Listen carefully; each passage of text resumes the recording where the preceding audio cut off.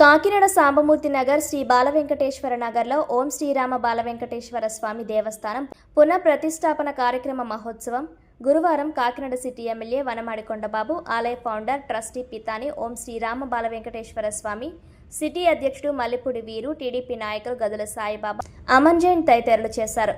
అనంతరం ఎమ్మెల్యే భారీ అన్నదానాన్ని ప్రారంభించారు. ఈ సందర్భంగా ఆలయ ఫౌండర్ ట్రస్టీ పితాని ఓం శ్రీరామ బాలవెంకటేశ్వర స్వామి మాట్లాడుతూ 1962లో ఆలయ వ్యవస్థాపకులు తన మాతృమూర్తి పితాని సూరయ్యమ్మ 3 ఆలయాలను ఆమె చేతుల మీదుగా ప్రతిష్టాపన చేశారన్నారు.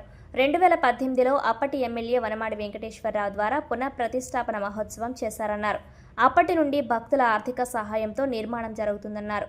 నిర్మాణం పూర్తి కావడంతో తిరిగి పునఃప్రారంభించనున్నట్లు స్వామి తెలిపారు.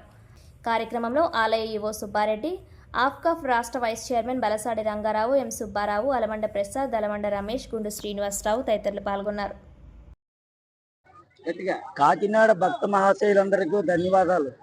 ఈనాడు జరిగిన ఈ కార్యక్రమం ఓం శ్రీరామ్ బాలవెంకటేశ్వర స్వామివారి దేవాలయం నిర్మించడానికి ముఖ్య కారకులు పితాని సూరయ్యమ్మ గారు, నా తల్లి గారైన పితాని సూరయ్యమ్మ గారు.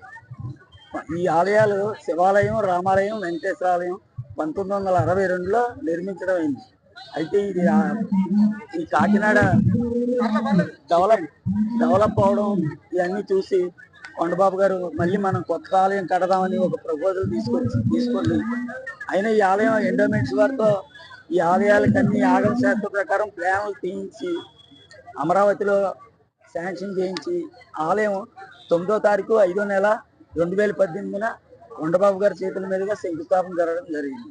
మళ్ళీ మన కాకినాడ అర్బన్ ఎమ్మెల్యే అయిన కొండబాబు గారు స్వహస్తాలతో మళ్ళీ 2వ తారీఖు 7వ నెల 2026న ప్రతిష్ఠ జరగడం జరిగింది. ఇది చాలా భగవత్మాయ తప్ప ఏమి కాదు.